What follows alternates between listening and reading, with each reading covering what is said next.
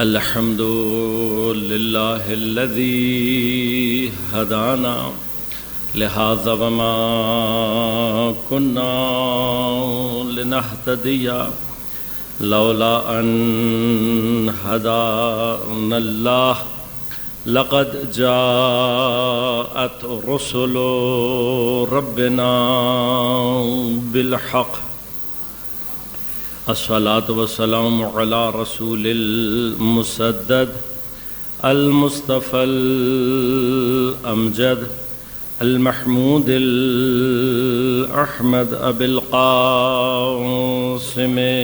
محمد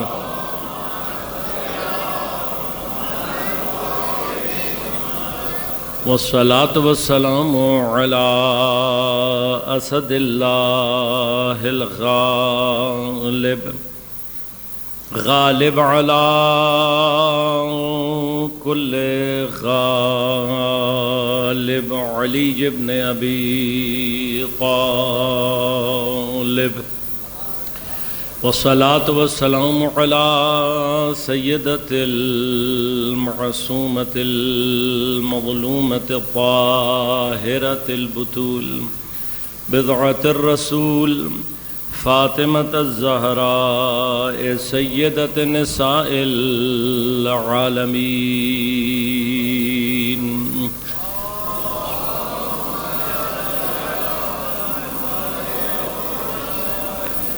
والصلاة والسلام على الحسن المجتبى والحسين المظلوم وأهل بيته الطيبين الطاهرين المعصومين المظلومين المنتجبين المنتخبين لا سيما بقية الله في الأراضين روحي وأرواح العالمين لتراب مقدمه الفداء ولعنة الله على أعدائهم أجمعين أما بعد قال الله تعالى في كتابه الكريم بسم الله الرحمن الرحيم قل هذه سبيلي أدعو إلى الله على بصيرة أنا ومن اتبعني وسبحان الله وما أنا من المشركين صلوات اللهم صل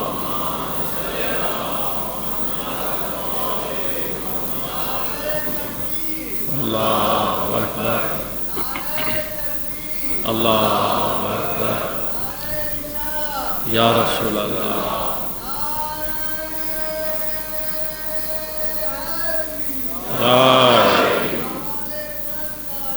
اللہم صلی علی محمد وعلی محمد وعجل فرج وعلی سلامت مومنین کرام سامعین محترم عزیزان گرامی قدر عزاداران سید الشہداء اس سال کے عاشور محرم میں عشر اولیٰ میں بصیرت عاشورائی کے عنوان سے ہماری گفتگو کا سلسلہ جاری ہے۔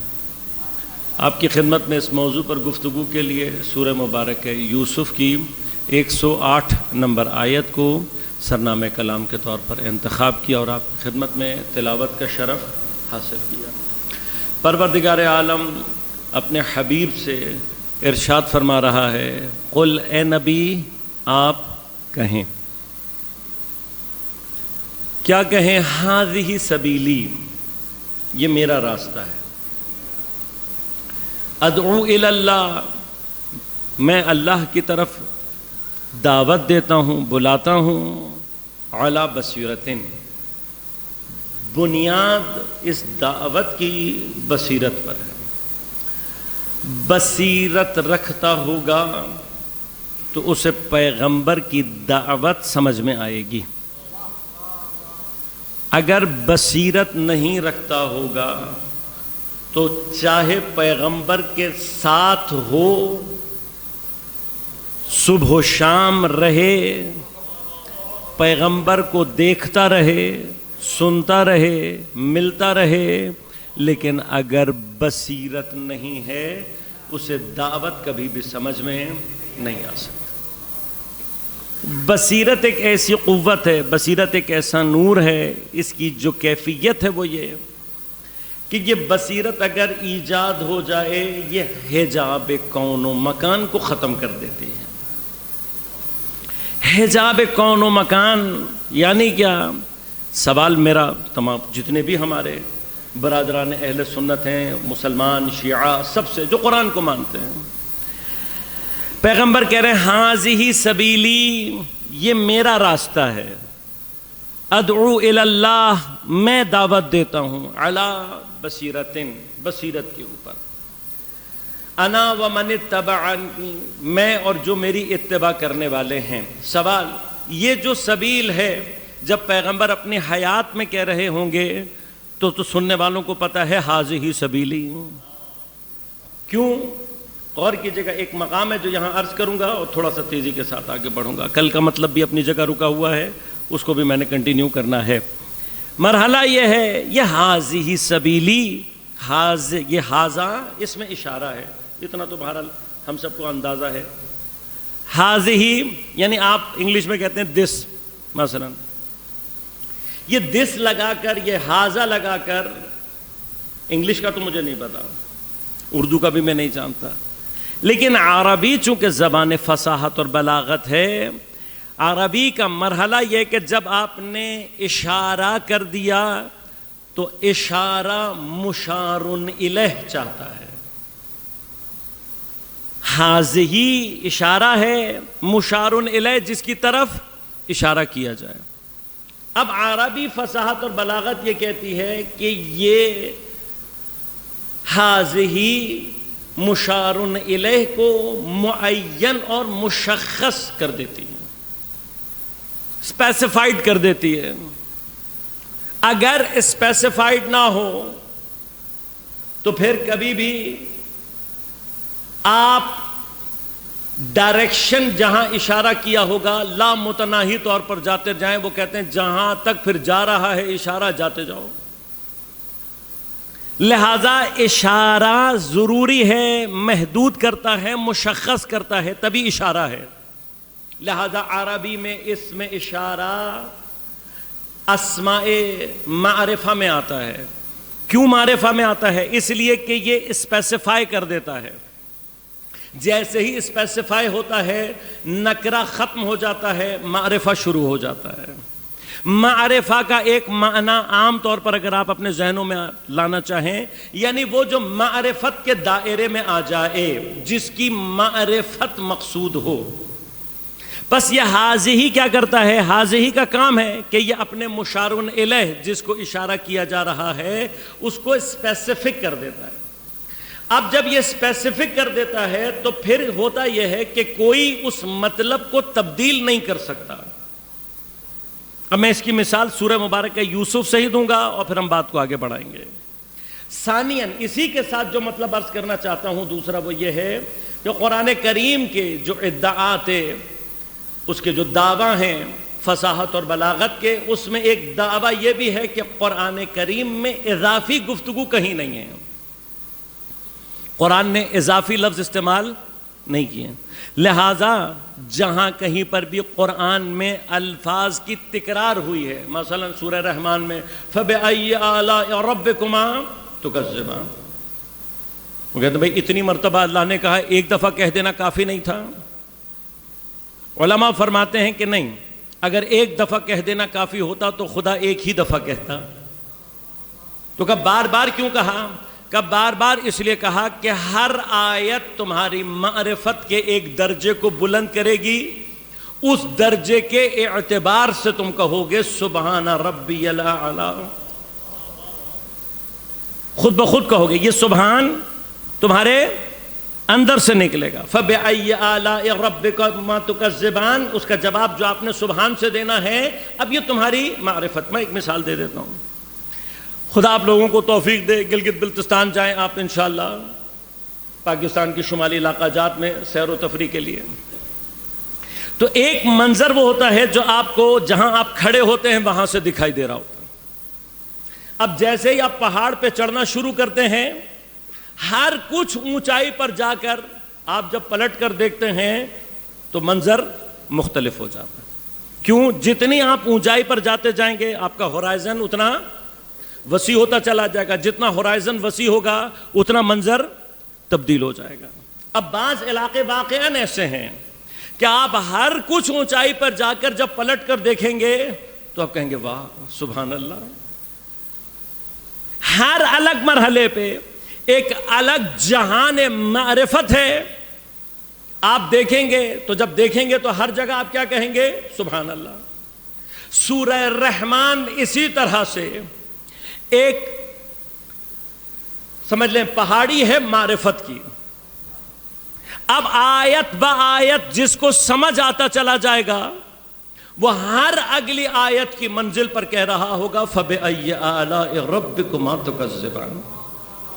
لہذا ہر اسٹیپ کے اعتبار سے فَبِأَيِّ آلَاءِ رَبِّكُمَا تُكَذِّبَانِ کا معنی تبدیل ہو جاتا ہے. حتیٰ علماء یہ فرماتے ہیں کہ 114 اگر جگہ قرآن میں بسم اللہ آیا ہے تو حتیٰ بسم اللہ کو اس سورہ کے معنی میں جب ڈھال کر دیکھیں گے ہر مرتبہ بسم اللہ کا معنی خود بخود آپ کے لیے تبدیل ہو جائے گا. لہذا قرآن میں اضافی گفتگو نہیں ہے, اضافی حرف نہیں ہے. اب جب اضافی لفظ نہیں ہے تو بعض مقامات پر یہ سوال آتا ہے کہ آیا یہ جو جملہ کہا تھا یہ اس لفظ کے بغیر مکمل ہو سکتا ہے یا نہیں. ان میں سے ایک مقام یہ ہے مثلا کیا پیغمبر کو اگر خدا یہ کہتا ہے یہ کہو کہ مثلا حاضی کی جگہ سبیلی میرا راستہ ہے ادعو یا ادعو الی اللہ علی سبیلی, میں تمہیں دعوت دیتا ہوں اپنے راستے پر, حاضہ نہ کہیں حاضی نہ کہیں, اشارہ نہ کریں تو کیا فرق پڑے گا؟ اور میں اشارے کے لیے مرحلہ آپ کی خدمت میں ایک مقام پر عرض کروں گا, مثال دوں گا, پھر بات کو آگے بڑھاؤں گا. یہی ایگزیکٹلی کیفیت ہے سورہ یوسف میں ہی, جہاں حضرت یوسف جب ان کے بھائی آئے پتہ لگ گیا کہ یہ حضرت یوسف ہیں.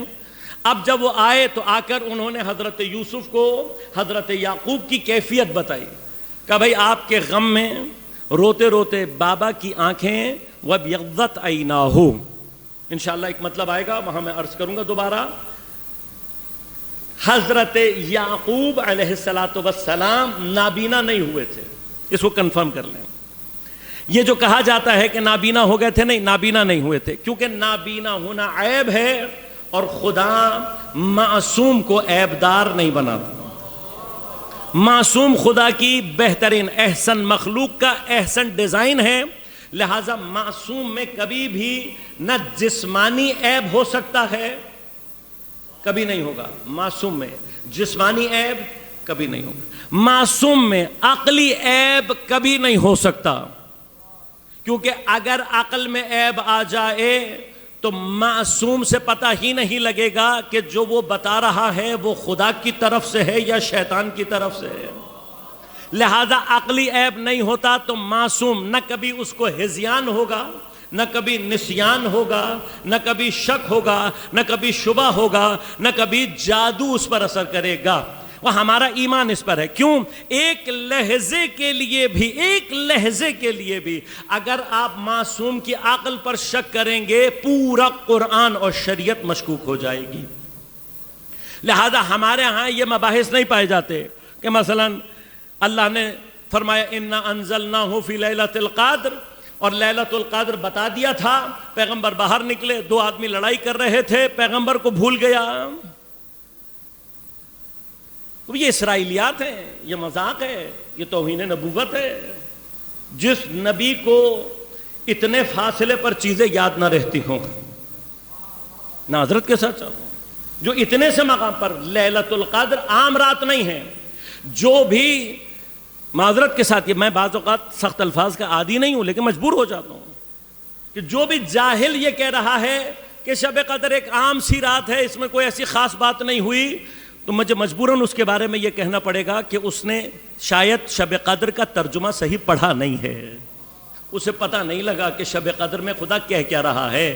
ورنہ یہ جملہ تنزل الملائکۃ والروح فیہا بإذن ربہم من کل امر, اس کا ترجمہ اتنا بھاری ہے تمام ملائکہ اور روح نازل ہوتے ہیں تمام امر لے کر اللہ کے اذن سے. کسی کو یہ مطلب واقعاً سمجھ میں آ جائے تو لیلۃ القدر کا ادراک ہونا شروع ہو جاتا ہے. میرا موضوع نہیں ہے لیلۃ القدر، کبھی ماہ مبارک میں آپ کی خدمت میں آنا ہوا تو وہاں پہ تفصیل سے آپ کی خدمت میں عرض کروں گا، لیکن آج اشارہ ضرور کر دوں گا. یاد رکھیے گا، ادراک لیلۃ القدر کا تعلق چونکہ امر نازل ہوتا ہے، ادراک لیلۃ القدر کا تعلق اسی صاحب امر کے ادراک کے ساتھ ہے. جاگنا جو شب میں ہے وہاں پر بیداری، جسم کی بیداری اشارہ ہے قلب کی بیداری کے لیے. یہ جو کہنا تمام شب جاگنا، یہ جاگنے سے مراد فزیکلی نہیں، فزیکلی کا ثواب ہے لیکن فزیکل پہلا سٹیپ ہے، اشارہ ہے قلب کی بیداری کی طرف. اور قلب اگر بیدار ہو کر صاحب امر کو درک کر لے تو جو صاحب امر کو درک کرتا ہے لیلۃ القدر کا ادراک اسی کو ہوتا ہے. اور جس کو لیلۃ القدر کا ادراک ہو جائے اسے یہ بات سمجھ میں آتی ہے کہ یہاں پر لیلہ سے مراد رات نہیں ہے، قدر سے مراد معلومات نہیں ہیں. لہٰذا امام نے جس کو اس مطلب کا اہل جانا تھا اس کے لیے ارشاد فرمایا کہ لیلہ سے مراد جدتنا فاطمہ اور قدر سے مراد پروردگار کی موت ہے. لہٰذا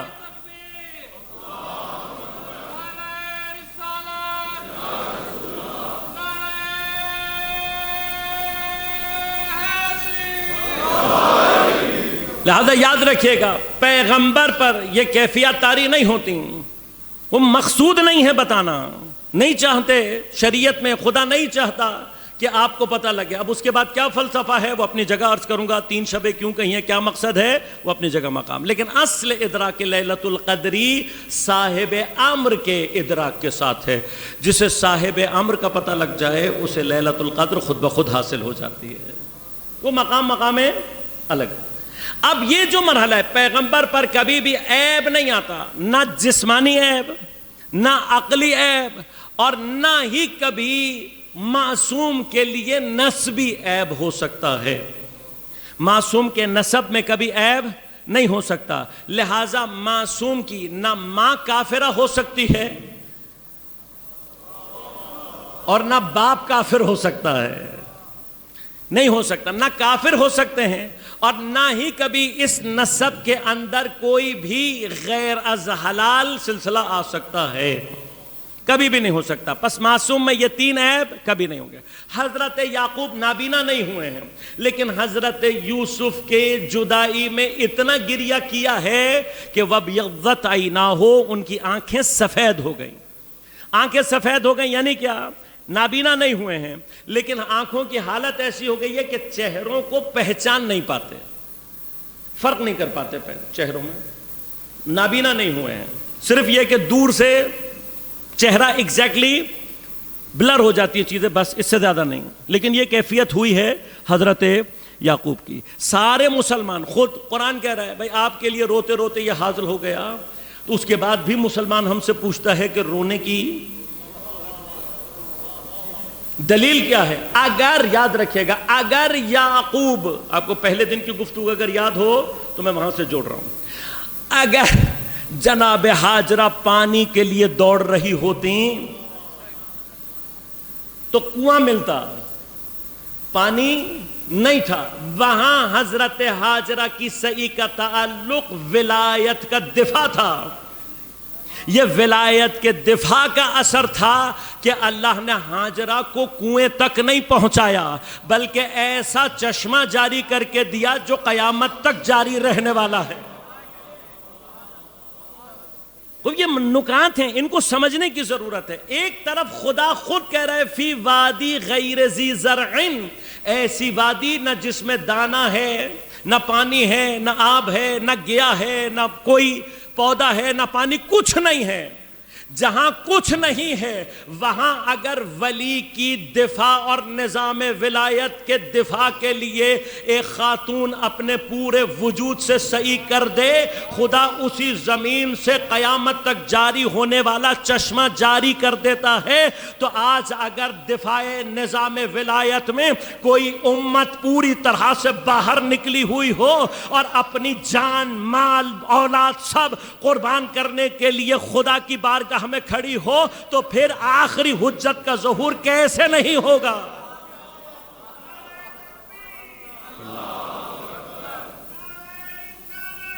یا رسول اللہ،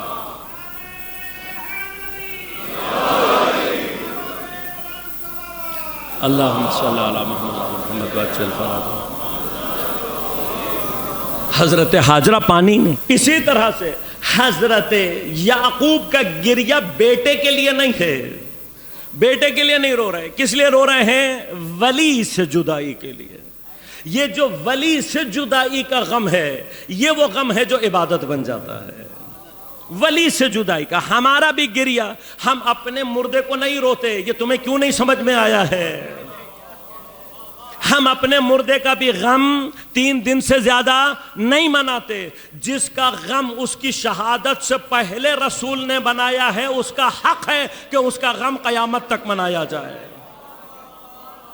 اپنے کا نہیں ہے، عزاداری ہمارے کا نہیں ہے، عزاداری پیغمبر اور خدا کے ولی کا غم ہے۔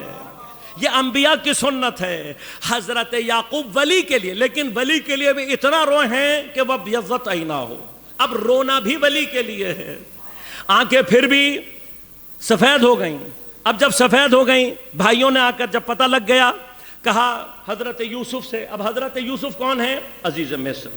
مصر کی ایڈمنسٹریشن، مصر کے خزانے، مصر کے انتظام حضرت یوسف کے اختیار میں ہیں۔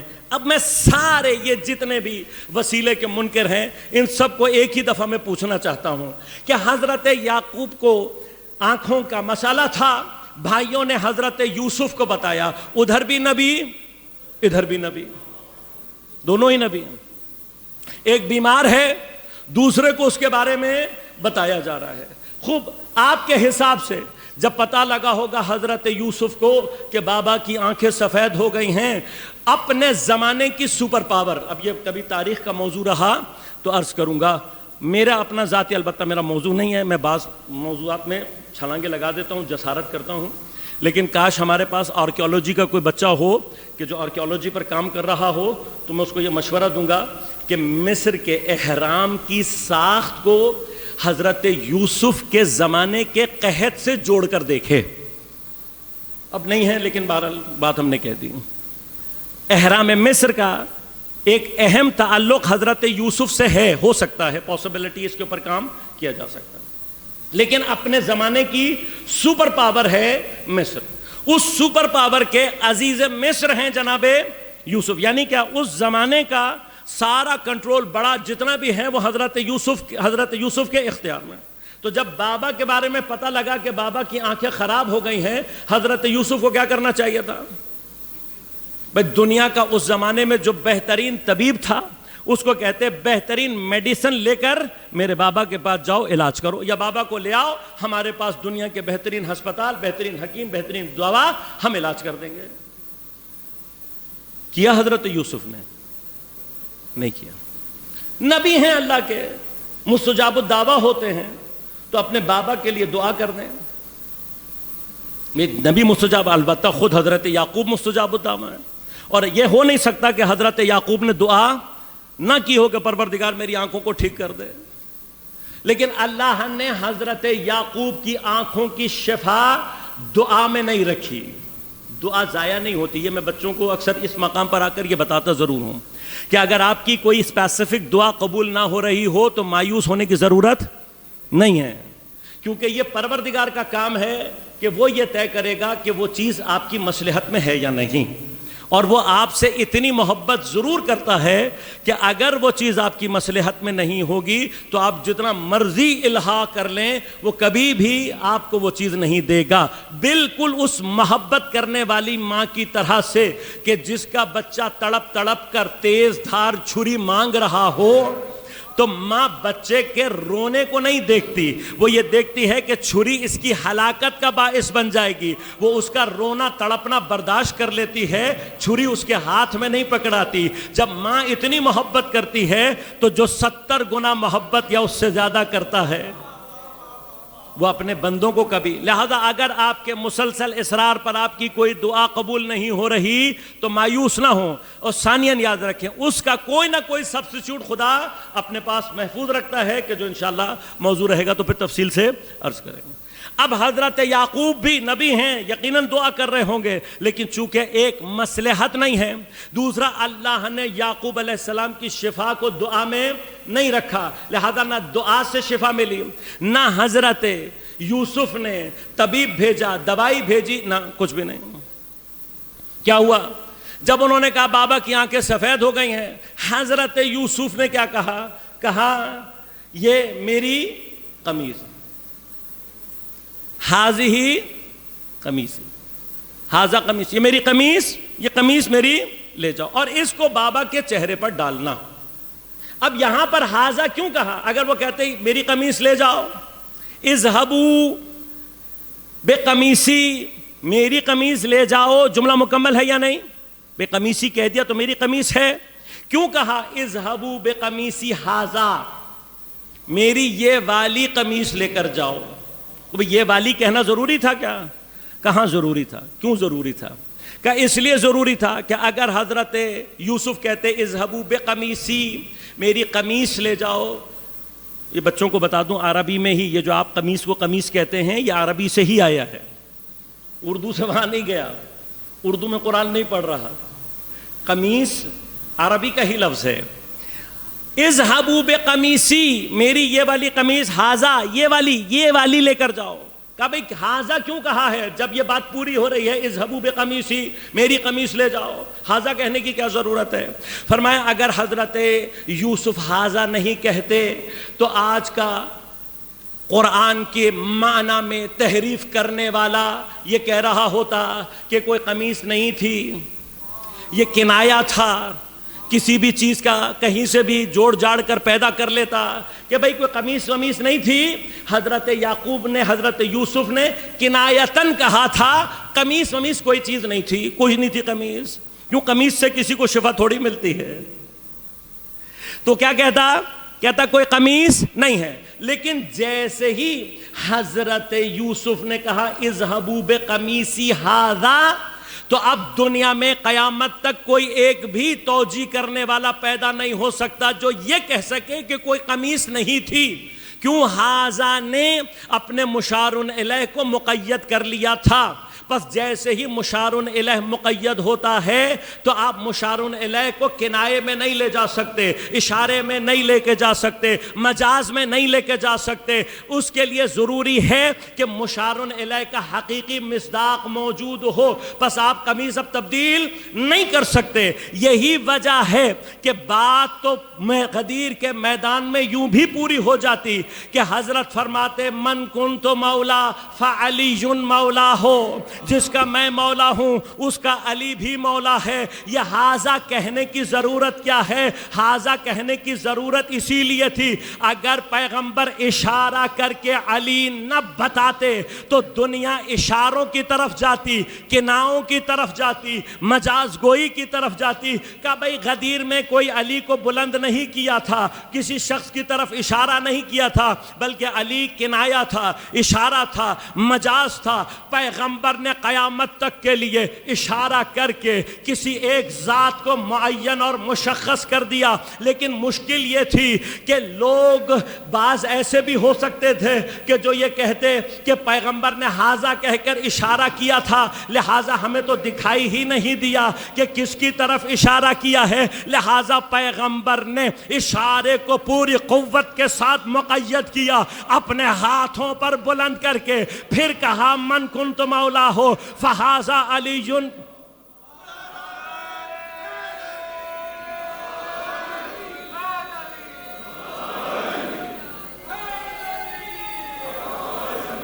اتنا مشخص یا ماشاءاللہ،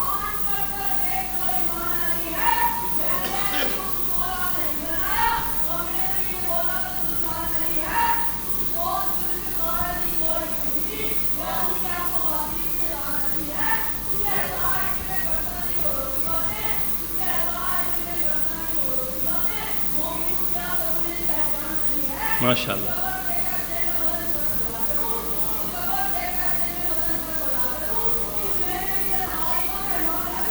ماشاء اللہ.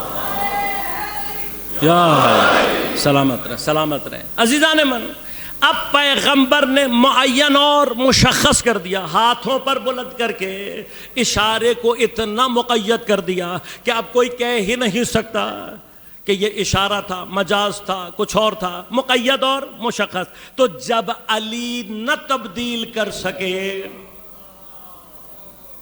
اگر کہہ دیتے من کنت مولا ہو فعلی مولا، تو اگر بندہ نہیں تبدیل کرتے، کہتے بھئی ہوگا کوئی علی، ہمیں کیا پتا، کسی کا نام بھی علی ہو سکتا ہے، کوئی بھی ہو سکتا ہے. لیکن جب کہہ دیا ہاذا من کنت مولا ہو فہذا علی، ہاذا علی، تو اس علی کو مشخص اور معین کر دیا. اب جب آپ علی نہ بدل سکے تو مولا کے معنی بدلنے کی کوشش کر رہے ہیں.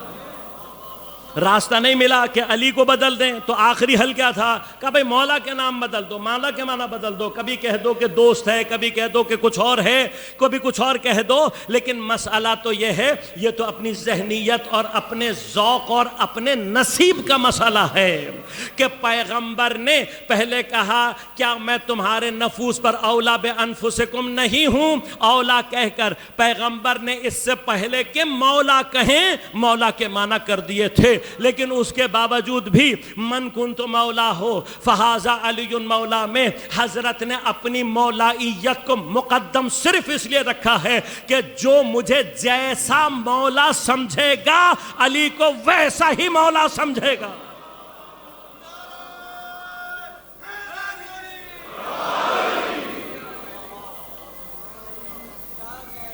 اب یہ تو نصیب کا مسئلہ ہے، یہ تو ذوق کا مسئلہ ہے. اگر آپ کے ذہن کے کسی گوشے میں بھی پیغمبر کے لیے دوستی کا عنوان ہے تو ایک مرتبہ قرآن پڑھ کر دیکھ لینا. پیغمبر کے بارے میں اللہ نے سختی کے ساتھ منع کر دیا، تمہارا کوئی رشتہ نہیں ہے دوستی کا، یہ میرا دوست ہے، میں اس کا دوست ہوں، تمہارا کوئی رشتہ نہیں ہے، تمہارے لیے پیغمبر اولا بانفسکم ہے. لہٰذا اب جو پیغمبر کو مولا مانتا ہے حاکم کے عنوان سے، وہ علی کو بھی مولا مانے گا حاکم کے عنوان سے. مشخص کر دیا. اب جب مشخص کر دیا تو اب آپ کہیں بھاگ نہیں سکتے. حضرت یوسف نے بھی کیا کیا؟ اذهبوا بقمیصی ھذا، میری یہ والی قمیص لے جاؤ. بھئی یہ والی قمیص کیوں؟ اس لیے کہ اب آپ قمیص کو کنائے میں نہیں لے جا سکتے، مجاز میں یقیناً مجبور ہیں کہ آپ کہیں کہ کوئی قمیص تھی. اور قرآن نے انتظام یہ کیا آگے کہ صرف قمیص کا تذکرہ نہیں کیا، بلکہ آگے چل کر حضرت یوسف نے کہا لے جاؤ اور اس کو میرے بابا کے چہرے پر ڈالنا، جب تم میرے بابا کے چہرے پر ڈالو گے تو ان کی آنکھیں ٹھیک ہو جائیں گی. یہاں پر بھی بات ختم ہو سکتی تھی، کہا نہیں، بات ختم نہیں ہوئی. قرآن نے آگے کہا جس وقت بشیر آیا. اب بشیر آیا بعد میں، بشیر بعد میں آیا.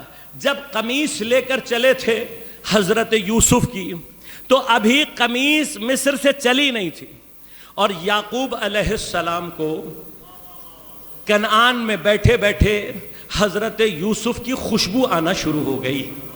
انی اشم، مجھے حضرت یوسف کی خوشبو آ رہی ہے. یہ عجیب خوشبو تھی، صرف حضرت یعقوب کو آ رہی تھی. یہ عجیب خوشبو تھی، صرف حضرت یعقوب کو آ رہی تھی، باقی پورے جتنی بستی تھی کسی کو یہ خوشبو نہیں آ رہی تھی. اور جب حضرت یعقوب نے کہا مجھے خوشبو آ رہی ہے، قرآن کے الفاظ ہیں، حضرت یعقوب کی اپنی اولاد، ان کی اپنی قوم، ان کو نبی ماننے کے باوجود بھی حضرت یعقوب کے لیے الفاظ استعمال کر رہی تھی کہ نعوذ باللہ آپ گمراہ ہو گئے ہیں. خوب کیوں گمراہ کہہ رہی تھی؟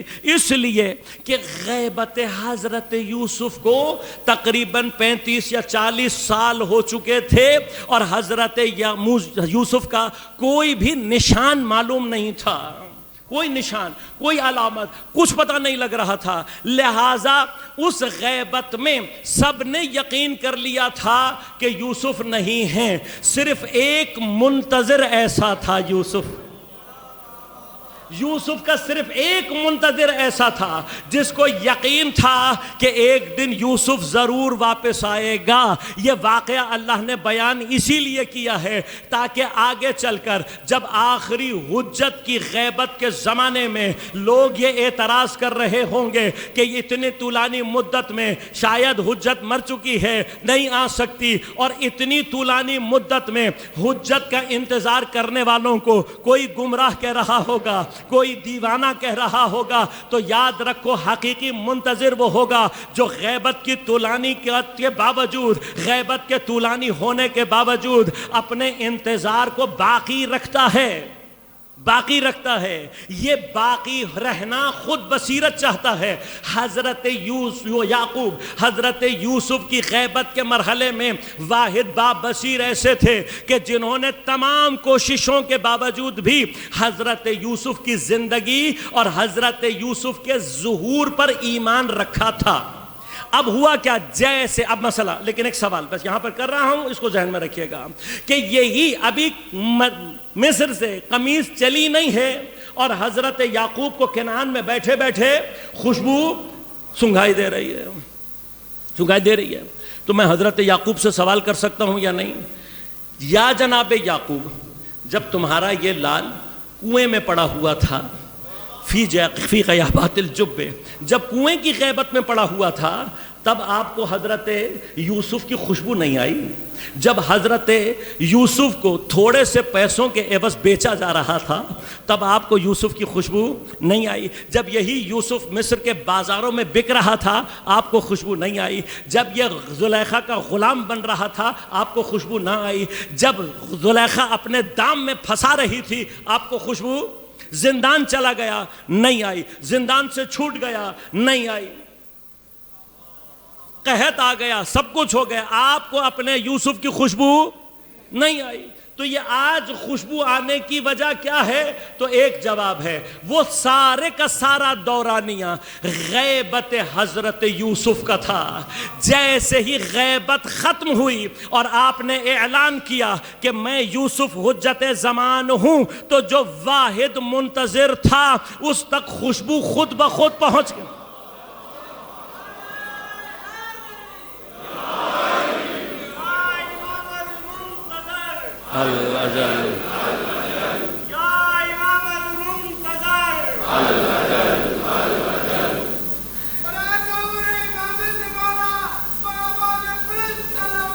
اللہم صلی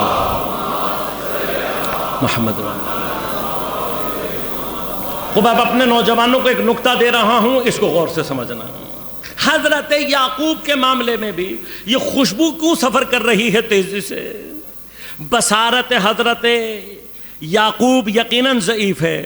یوسف کی آواز بھی تو آ سکتی تھی, لیکن یوسف کی آواز نہیں آئی ہے. کیا آئی ہے؟ خوشبو.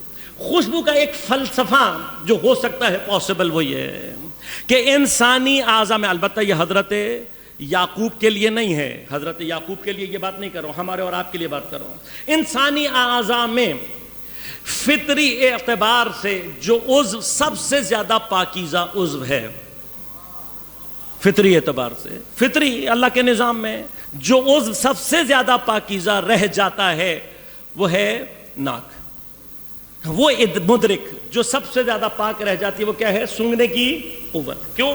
آنکھ سے ہزاروں گنا ہے, کان سے, زبان سے, ہاتھ اور پاؤں سے. ناک کا کیا گناہ ہے؟ آج ایسا کیے گھر جا کے سوچئے گا کہ میں ناک سے کیا گناہ کر سکتا ہوں. ناک سے گناہ کرنے کے لیے معذرت کے ساتھ تھوڑی سی سائیکولوجیکل ایب نارمیلٹی درکار ہے. جب تک آدمی ہماری زبان میں کھسکا ہوا نہیں ہوتا تب تک ناک کا گناہ مانا, مطلب کوئی بیچارہ بہت ہی ایب نارمل قسم کا آدمی ہوگا جو ناک سے گناہ کرنا بھی تلاش کر لے, ورنہ عام طور پر ناک سے گناہ کا کوئی خاص, اب یہ اللہ نے فطری طور پر, مجھے نہیں معلوم, لیکن شاید ایک مصلحت پروردگار کی ہو کہ کوئی ایک عضو ایسا رہے جو پاک رہے, کوئی ایک عضو پاک رہے. خدا خود بھی چاہتا ہوگا ایک عضو پاک رہے میرے بندوں کا, تو اب کیا ہوتا ہے، یہ چونکہ ناک ہمارا ایک ایسا عضو ہے جو عام طور پر کوئی گناہ نہیں کرتا، یاد رکھیے گا یہ ہوتا ہے، آپ کے ساتھ بھی ہوا ہوگا، آپ نے توجہ، البتہ جو بات کہنے جا رہا ہوں، جو بات کہوں گا اس سے آگے لے جانے کی ضرورت نہیں ہے، ایگزیجریٹ کرنے کی ضرورت نہیں ہے، جو بات ابھی کہوں گا ایگزیجریٹ نہیں کیجیے گا خدا کے لیے، یہ میں بہت ہاتھ جوڑ کر کہہ رہا ہوں، لیکن عام طور پر یہ ہوتا ہے، آپ غور کریں گے تب آپ کو زیادہ محسوس ہوگا۔ عام طور پر زیارتوں میں شدید ہوتا ہے جب انسان زیارات پر جاتا ہے، ورنہ امام بارگاہوں میں بھی ہو جاتا ہے، جلوسوں میں بھی ہو جاتا ہے، مساجد میں ہو جاتا ہے، حالت دعا میں ہو جاتا ہے، حالت تضرع میں ہو جاتا ہے، فرش عزا پر ہو جاتا ہے۔ یہ ہوتا ہے، کیا ہوتا ہے، آپ کو بیٹھے بیٹھے اچانک سے ایک خوشبو کا جھونکا آئے گا، بیٹھے بیٹھے آئے گا، اور آپ یہ سوچ رہے ہوں گے کہ کہاں کیا ہوا ہے ایسا جو خوشبو آئی ہے، لیکن آپ کو اس خوشبو کا سورس نہیں دکھائی دے گا۔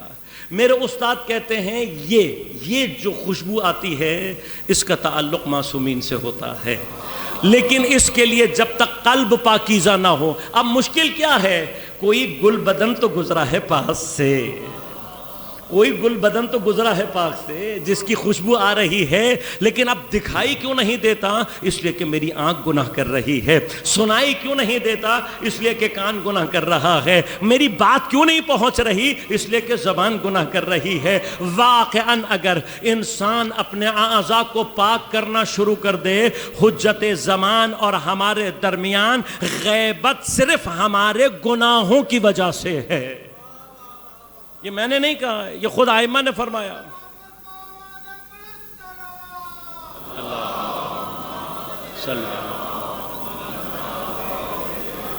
اور اس غیبت کو ختم کرنے کے لیے ہمیں بصیرت چاہیے، اس غیبت کا واحد حل بصیرت ہے۔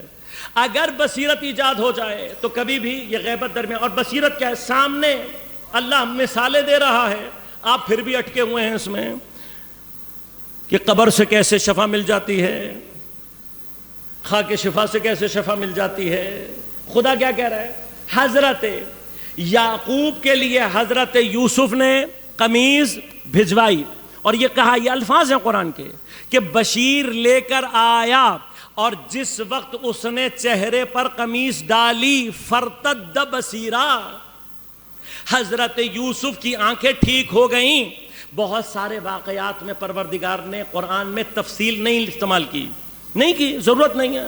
اگر بات کہیں کسی مقصد میں پوری ہو جائے تو خدا تفصیل نہیں دیتا، اسی وجہ سے بہت سارے مقامات پر تفصیل نہیں ہے، لہذا غیر ضروری تفصیل قرآن میں نہیں ہے۔ اگر حاذا کہا ہے تو حاذا کی وجہ ہے۔ اسی طرح سے اب اللہ یہ نہیں کہہ رہا، مطلب بات تو یہاں پہ ختم ہو گئی، حضرت یوسف نے قمیص بھجوا دی تو ہم سمجھ جائیں گے کہ حضرت یعقوب کو قمیص سے شفا مل گئی، لیکن قرآن یہ بات کہہ رہا ہے، اس کو بیان کر رہا ہے کہ بشیر قمیص لایا، اس نے قمیص ڈالی فرتد بصیرا۔ یہ پورا پروسیس کیوں بتا رہا ہے قرآن؟ اس لیے بتا رہا ہے کہ درمیان میں سے کوئی اچک نہ لے مطلب کو، یہ نہ کہے کہ یہ ہوا نہیں تھا، کوئی توجیہ کے سارے دروازے قرآن نے یہاں بند کر دیے۔ بس پورے عالم میں کوئی ایک فرد بھی ایسا نہیں ہے جو یہ کہہ سکے کہ حضرت یعقوب کو قمیص کے بغیر شفا ملی۔ اب وسیلے کا انکار کرنے والوں سب سے پوچھ رہا ہوں، حضرت یوسف نے اپنے بابا کے لیے دعا کیوں نہیں کی؟ حضرت یوسف نے اپنے بابا کے لیے حکیم کیوں نہیں بھیجا؟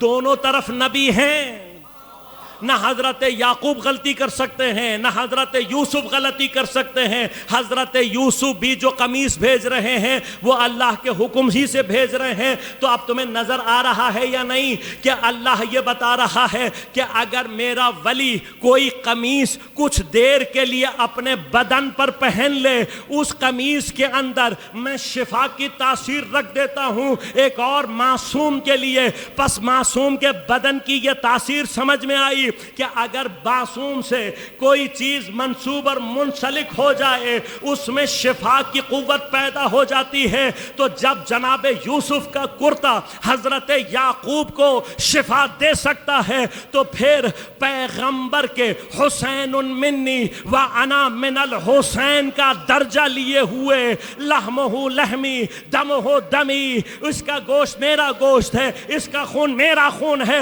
تو کربلا میں جو گرا ہے وہ حسین کے جسم سے گرا ہے، خون نبی کا ہے.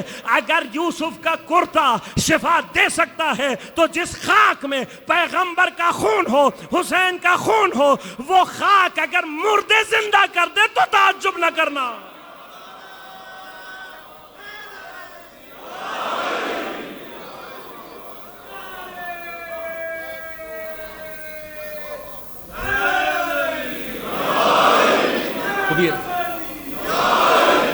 یہ تاثیر موجود ہے، تاثیر موجود ہے، لیکن تاثیر قبول کرنے والا بھی ہونا چاہیے.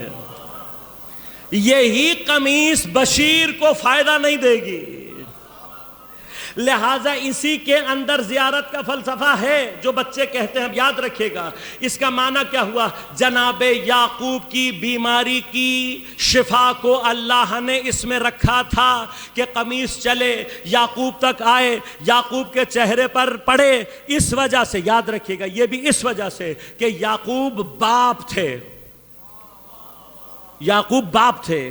اگر کیس الٹا ہوتا، شفا یوسف کو ملنی ہوتی، قمیص یعقوب کی ہوتی تو قمیص نہیں جاتی، پھر یا حضرت یوسف کو آنا پڑتا، قمیص سے اپنے آپ کو مس کرنا پڑتا، حضرت یوسف کو تب شفا ملتی. فرق سمجھ میں آ رہا ہے؟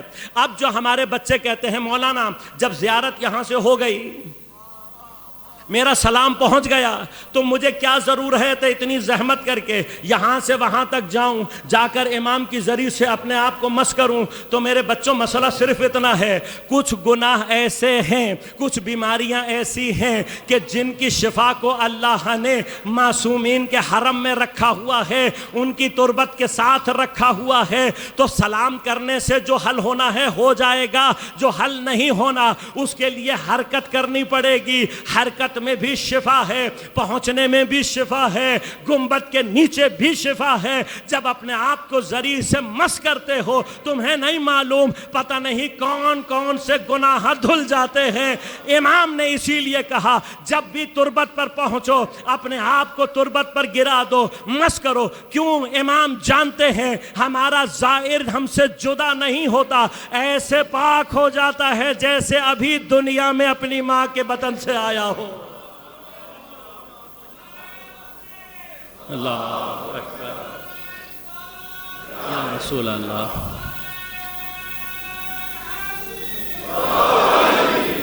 لہذا زیدان من پروردگار عالم نے ان تمام چیزوں کے یہ مقام، یہ درجہ اللہ تبارک و تعالی نے رکھا ہوا ہے. اس کے لیے بصیرت کی ضرورت. جب اللہ نے مثالیں بھی دے دی، تمہیں سمجھا بھی دیا، دکھا بھی دیا، اس کے باوجود بھی اگر تمہیں سمجھ میں نہ آئے تو اب جب جان بوجھ کر کوئی آنکھیں بند کر لے، انشاءاللہ عرض کروں گا آپ کی خدمت میں کہ کوئی جان بوجھ کر اگر آنکھیں بند کر لے تو پھر اس کے لیے بصیرت نہیں، جان بوجھ کر آنکھیں بند کرنے والے کے لیے ہدایت نہیں. اب جان بوجھ کر آنکھیں بند کرنا کیا ہے؟ ہمیں نظر آ رہا ہے، ہمیں نظر آنے کے باوجود بھی ہم حرکت نہ کریں. وہ لوگوں کو نہیں پتا تھا کہ حسین جا رہے تو پتا تھا نا. ہمارے میں معذرت چاہتا ہوں عزیزان میں بعض اوقات تلخ ہو جاتا ہوں، کیا کروں، حالات ایسے. ابھی تک تم فلسطین کے بارے میں یہ باتیں بنا رہے تھے کہ جی فلسطین مثلا رافضی ہیں، ناصبی ہیں، اہل بیت کے دشمن ہیں اور پتہ نہیں کیا کیا بنا رہے تھے نا باتیں. پچھلے کئی دنوں سے، کئی ہفتوں سے اسرائیل اب لبنان پر حملہ کر رہا ہے، اور لبنان کے بھی شمال میں کہ جو دنیا میں شیعت کے اہم ترین مراکز میں سے ہے. کبھی اگر زندگی میں موقع رہا نا، تاریخ موضوع ہے لیکن چونکہ تفصیل چاہتا ہے، طولانی گفتگو ہے، تاریخ کو کھولو، بیان کرو، سب کچھ. کبھی موقع رہا نا تو آپ کو بتاؤں گا کہ یہ جو صلیبی جنگوں میں میڈل کئیوں کے اوپر لگا دیے گئے ہیں، ان صلیبی جنگوں کے اصل جو ہیروز تھے وہ لبنان کے شیعہ تھے، جنہوں نے واقعاً صلیبی جنگوں میں لڑائی کی ہے، جنگ کی ہے، وہ لبنان کے شیعہ تھے۔ اور اس زمانے میں بھی یہ کیا جاتا تھا کہ شیعوں کے بچوں کو اٹھا لیا، گھر والوں کو اٹھا لیا اور جوانوں سے کہا جا کے لڑو، میڈل کسی اور کے لگے ہوئے ہیں، محنت اور یہ ہوا یہ تھا، یہ مطلب تاریخ ہے۔ البتہ لوگ پوچھتے ہیں نا کہ یار لبنان کے لوگوں میں اتنی مقاومت کہاں سے آئی؟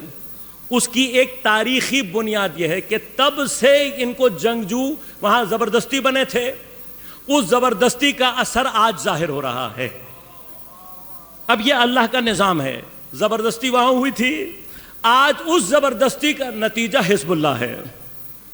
آج حزب اللہ، اب جو اس وقت حزب اللہ کو نابود کرنے کے لیے اسرائیل کر رہا اتفاقاً اب جو سچویشن اس وقت دنیا میں بن چکی ہے وہ یہ ہے کہ امریکہ نے بھی اسرائیل کے ان تمام حملوں کی مذمت کی، اس کو خلاف کہا، اب وہ جھوٹا کہا سچا کہا، ایک الگ موضوع ہے، لیکن کہہ دیا۔ یونائٹڈ نیشن بھی کہہ رہی ہے، پوری دنیا یہ کہہ رہی ہے کہ یہ غلط ہو رہا ہے۔ ہم کیا کر رہے ہیں؟ کیا کر رہے ہیں ہم آج عزاداری سید الشہداء کی ہم اپنے لیے تو نہیں کر رہے نا، امام حسین کے ظلم کے خلاف قیام کا تسلسل ہے یہ عزاداری۔ پہلے تو آپ کے پاس بہانہ تھا کہ جی فلسطینی ایسے ہیں ویسے ہیں، اب تو لبنانی شیعہ ہیں اور شاید ان کی شیعت ہم اور آپ سے زیادہ بہتر ہے، وہ ہم سے زیادہ افضل اور زیادہ بہتر، جس طرح کے شہداء انہوں نے دیے، جس طرح سے مقاومت انہوں نے کی، جس طرح کے علماء ان کے ہیں، ان کی تشیع، ان کے ایمان میں کوئی بھی اس وقت حرف نہیں ہے۔ اب جو ان کے اوپر ظالمانہ اور اس وقت دنیا کے کسی قانون کے مطابق نہیں ہے اور بدترین حملے اس وقت اسرائیل کر رہا ہے، مجھے دنیا سے کوئی تعلق نہیں ہے۔ میں سب سے کیوں، مجھے خدا اٹھا کر قبر میں مجھ سے پہلے یہ پوچھے گا تو نے کیا کیا؟ آج ایک بچہ بھی سوال کر رہا تھا مجھ سے کہ مولانا ہمارے احتجاج سے کیا ہوگا؟ میں کہا یہ ہمارا کام نہیں ہے، ہمارا کام یہ کہ ہم یہ دیکھیں ہم کیا کر سکتے ہیں۔ اگر حضرت ہاجرہ یہ سوچ رہی ہوتی کہ میرے بھاگنے سے کیا ہوگا تو زمزم جاری نہیں ہوتا۔ اگر حضرت ہاجرہ یہ سوچتی کہ میرے بھاگنے سے کیا ہوگا تو کبھی بھی زمزم جاری نہیں ہوتا۔ حضرت ہاجرہ بھی فوت ہو جاتی، حضرت اسماعیل بھی فوت ہو جاتے، مگر یہ کہ خدا کوئی اور ارادہ کرتا۔ حضرت ہاجرہ کا کام یہ نہیں سوچنا تھا، حضرت ہاجرہ کا کام یہ تھا کہ ولی زمان کے لیے اگر دو پہاڑیوں کے درمیان بھاگ سکتی ہیں تو بھاگیں۔ یہ بھاگنا بھی 7 چکر کیوں لگائے تھے، 8 کیوں نہیں لگائے، 6 کیوں نہیں لگائے؟ 6 اس لیے نہیں لگائے کہ 7 کی ہمت تھی، 8 اس لیے نہیں لگائے کہ 8ویں کی ہمت نہیں تھی۔ لیکن جب حضرت ہاجرہ کو یہ سمجھ میں آ گیا کہ مجھے نظام اور ولی کو بچانے کے لیے بھاگنا ہے تو انہوں نے اپنے پورے خلوص سے، اپنی پوری قوت کے ساتھ صحیح کی۔ جیسے ہی صحیح مکمل ہوئی، اللہ نے صحیح کا جواب زمزم کے جریان کی صورت میں دے دیا۔ عزیزان من، ہمارا اور آپ کا کام اس وقت یہ نہیں سوچنا کہ میرے اور آپ کے احتجاج، میرے اور آپ کے کرنے سے کیا ہوگا۔ ہم نے خدا اور امام زمانہ کے سامنے اپنی ڈیوٹی کو رکھنا ہے۔ لہٰذا دستبستہ گزارش کروں گا خدا کے لیے، اپنی عزاداریوں کے ساتھ ساتھ عزاداری کو کم رنگ نہ ہونے دیں، لیکن اس وقت لبنان کے شیعہ، لبنان کی عزاداری، لبنان کے مؤمنین، محرم بھی ہے اور بدترین بمباری ہو رہی ہے۔ ہمارے پاس اس کے بعد جواز نہیں ہوگا۔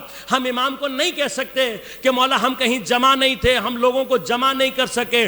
حسین نے آپ کو جمع کیا ہوا ہے، حسین آپ کو بتا رہے ہیں کہ ظالم کے خلاف آواز اٹھانی ہے، اس کے باوجود بھی ہم جمع ہو کر اگر اسرائیل کے خلاف احتجاج نہیں کر سکتے تو زمانے کے امام کو کیا جواب دیں گے؟ یہ سوچیں اس بات پر۔ کچھ نہیں، آپ یہ جو ہمارے ذہنوں میں ہے کہ اگر ہم نے اسرائیل کے خلاف نعرہ لگا دیا تو مجلس کو کچھ ہو جائے گا، نہیں ہوگا، اس لیے کہ آج کے مؤمنین کا قاتل اگر اسرائیل ہے تو اسرائیل میں اور عبید اللہ ابن زیاد میں کوئی فرق نہیں ہے۔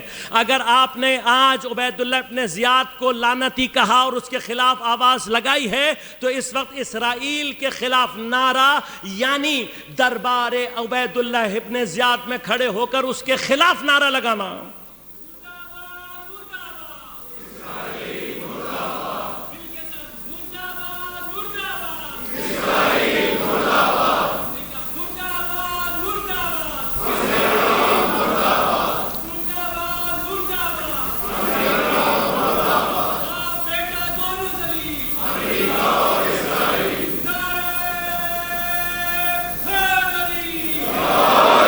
لہذا لبیک یا حسین، لبیک یا حسین، میں آپ سے ایک آخری مرتبہ یہ گزارش کروں گا خدا کے لیے، جو کر سکتے ہیں جہاں جس نوع کا امام حسین آپ کو جمع کر رہے ہیں، اسی جم کو، اسی آپ کے اجتماع کو اپنے فلسطین کے اور بالخصوص اس وقت لبنان کے مظلوم شیعوں کے لیے، اگر عزاداری ہمیں حتیٰ اپنے شیعہ بھائیوں کے لیے، مومنین کے لیے بھی احتجاج کی طرف متوجہ نہیں کر رہی تو ہمیں سوچنے کی ضرورت ہے کہ ہم واقعاً عزادار ہیں یا نہیں۔ حسین کی راہ قربانی کی راہ ہے، جو قربانی نہیں دے سکتا وہ حسین کے ساتھ نہیں چل سکتا۔ حسین یعنی سب قربان کر دینا۔ جناب عبداللہ ابن جعفر طیار علیہ السلام، خدا نے بعض افراد پر مصلحتاً اس ایام میں ایسے امراض کو مسلط کیا تو خدا محفوظ رکھنا چاہتا۔ جناب محمد حنفیہ کربلا کے اندر خود امام زین العابدین، اللہ نے ان کے لیے عذر کو ایجاد کیا کیونکہ ان کے ذریعے سے اللہ نے اپنے نظام کو آگے، اس قدر بیمار ہیں، اس کے باوجود چونکہ امام سے عشق کرتے ہیں، بار بار امام کو متنبہ کر رہے ہیں، بتا رہے ہیں، لیکن جب امام نے سفر کا آغاز کر دیا، پہلا پڑاؤ ڈالا تھا، جناب عبداللہ ابن جعفر طیار بیٹوں کے سہارے چلتے ہوئے امام تک پہنچے۔ اس قدر بیمار ہیں کہ خود چل نہیں سکتے، بیٹے اٹھا کر حضرت عبداللہ کو لے کر آئے اور خیمے میں پہنچ کر امام کو کہنے لگے، مولا اب جب آپ نے قصد حتمی کر لیا ہے، امام کو روکنے کی جرات نہیں کر سکتا، وہ مرحلہ اور ہے، اس مرحلے میں امام کو مشورہ دینا امامت کے مقابلے پر آنا نہیں ہے، یہ وظیفہ ہے۔ یہ خود ایک مسائل ہے، انشاءاللہ کبھی عرض کروں گا، یہ وظیفہ ہے، اپنی دانش میں بہترین مشورہ امام کو دینا، یہ وظیفہ شرعی ہے۔ یہ بالکل اسی طرح سے ہے جیسے عصر عاشور، ظہر عاشور جنگ لڑتے ہوئے صحابی امام کو کہہ رہا ہے، مولا نماز کا وقت ہو گیا، امام دعا دے رہے ہیں، کیوں؟ وہ صحابی بھی جانتا ہے کہ میں جس کے ساتھ کھڑا ہوں نماز کا وجود اس حسین سے ہے، وہ جسارت نہیں کر رہا، وہ یہ نہیں بتا رہا کہ نعوذ باللہ من ذالک امام جنگ کی حالت میں متوجہ نہیں ہوں گے، نہیں، وہ مجھے اور آپ کو یہ بتا رہا ہے کہ تمہارا شرعی وظیفہ کیا ہے۔ آ کر امام کو متوجہ، اس لیے امام نے دعا دی ہے، نہیں کہا کہ مجھے متوجہ کرنے کی ضرورت نہیں ہے، دعا بتا رہی ہے ہمارا شرعی وظیفہ۔ ان کا شرعی وظیفہ امام کو مشورہ دیتے رہے، جب حتمی ہو گیا بیٹوں کو لے کر پہنچے۔ اس قدر بصیرت رکھتے ہیں حضرت عبداللہ کہ معلوم ہے کہ اس سفر میں قربانیوں کی ضرورت پڑے گی، اس کے باوجود جناب زینب کو مکمل اجازت بھی دی ہوئی ہے اور اب بیٹوں کے ساتھ آئے ہیں، کہا مولا یہ 2 بیٹے اب میری جانب سے میری نیابت میں۔ عبداللہ جانتے ہیں اتنی بڑی سعادت کی منزل ہے، میں خود نہیں جا سکا، میرے یہ بیٹے میں بھیجوں گا تو میں اس سعادت میں شریک ہو جاؤں۔ کہا مولا میری جانب سے ایک بیٹا میری جانب سے ہے اور ایک جناب زینب کبریٰ کی جانب سے۔ عاشور کے دن جب امام کے سارے اصحاب شہید ہو گئے اور بنی ہاشم رہ گئے، مصلحت ہے اس میں کہ امام حسین نے جو پہلا شہید بھیجا ہے وہ جناب علی الاکبر علیہ السلام، پہلا شہید جو گیا ہے وہ جناب علی الاکبر۔ جناب علی اکبر کا شہید ہو جانا، اب جناب زینب امامت کے مزاج سے آگاہ ہیں، جانتی ہیں کہ امام کی مصلحت، اور یہ مصلحت ہے، پہلی قربانی بھی حسین کا بیٹا، آخری قربانی بھی حسین کا بیٹا، مصلحت ہے اس میں۔ لیکن جناب حضرت علی اکبر کا شہید ہو جانا، عرض کروں گا انشاءاللہ آپ سے، جناب علی اکبر کی شہادت کا اثر سب سے زیادہ کربلا میں دو افراد پر ہوا ہے، ایک امام حسین اور ایک جناب زینب کبریٰ۔ اس کی وجہ یہ ہے، یہ دونوں پیغمبر کی گود میں پلے ہیں، انہوں نے پیغمبر کو دیکھا ہوا تھا، ان کے سامنے جب علی اکبر گھوڑے سے گرے تو ان کے نزدیک گویا خود پیغمبر گھوڑے سے گرے، لہذا ان دونوں کا جو رد عمل ہے وہ پوری کربلا میں مختلف ہے، اس لیے کہ یہ کیفیت صرف ان دو پر طاری ہوئی ہے۔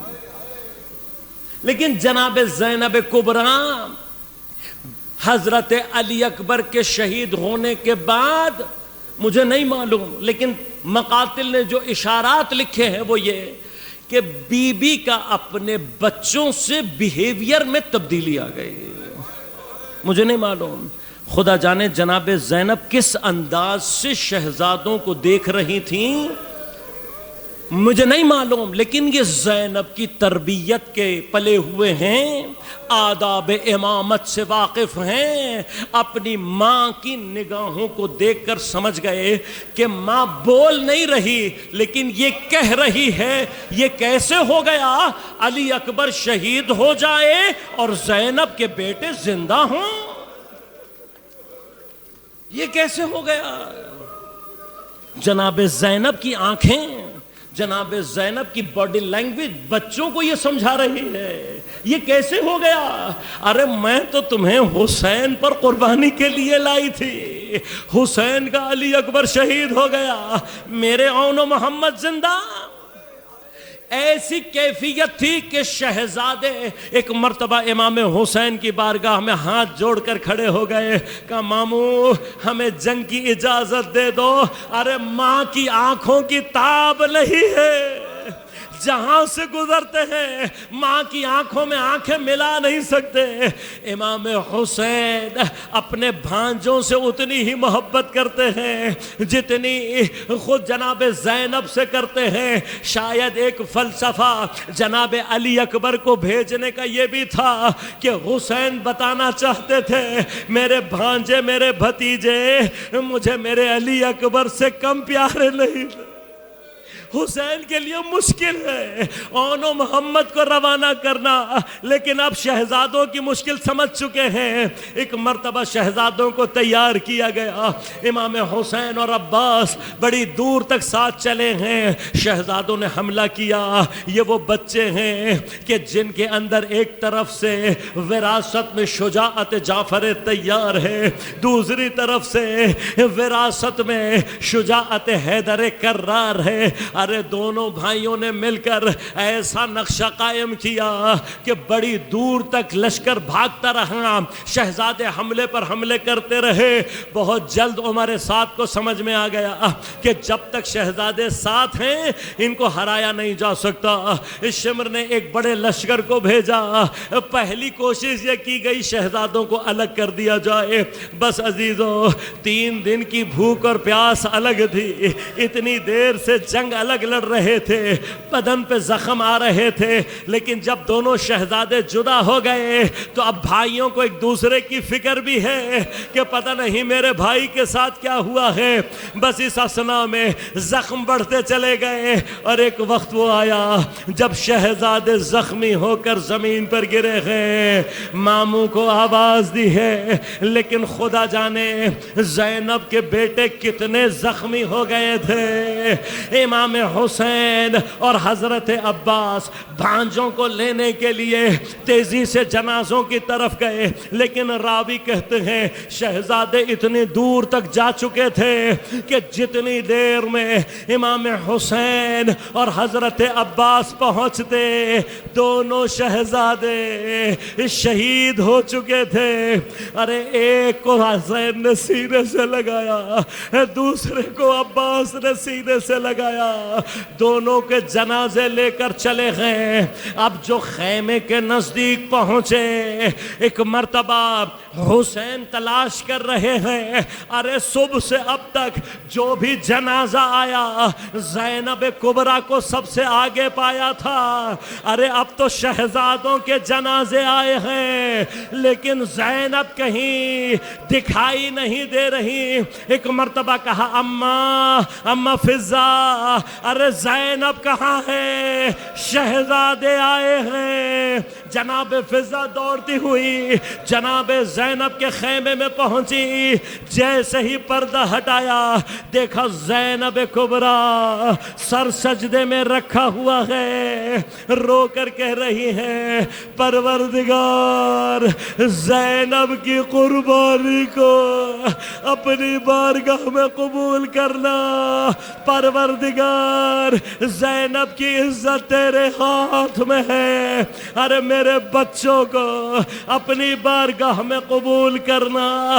بس عزیزو، جو بیٹے حسین پر قربان کر دیے تھے، زینب نے بیٹوں کا ماتم نہیں کیا، بیٹوں کا پرسہ نہیں لیا۔ شام میں جب سب کے سر آ رہے تھے، ہر سر کو لینے کے لیے بی بی آگے بڑھی، دونوں شہزادوں کے سر رہ گئے۔ کسی نے امام زین العابدین سے پوچھا کہ کیا ان بچوں کی ماں نہیں تھی؟ کہ ارے میرے بھائی زینب کبریٰ کے بیٹے ہیں۔ خود امام نے آگے بڑھ کر سروں کو لیا، وہاں سے دوبارہ کربلا آئی، حسین کا ماتم کیا، علی اکبر کا ماتم کیا، قاسم کو روتی رہی، وہاں سے دوبارہ مدینہ آ گئی۔ جیسے ہی مدینہ آئی، کبھی حسین کا پرسہ، کبھی عباس کا پرسہ، کبھی قاسم کا پرسہ، کبھی علی اکبر کا پرسہ۔ ارے اپنے شہزادوں کے نام بھی نہیں لیے، لیکن میرا دل کہتا ہے ماں تھی، جب اپنے گھر واپس آئی ہوگی، ماں کا قلب ہے۔ ارے آج زینب کو بیٹوں کا پرسہ دینا ہے۔ یقیناً گھر میں داخل ہوتے ہی ایک مرتبہ تڑپ کر کہا ہوگا ارے میرے اور محبا۔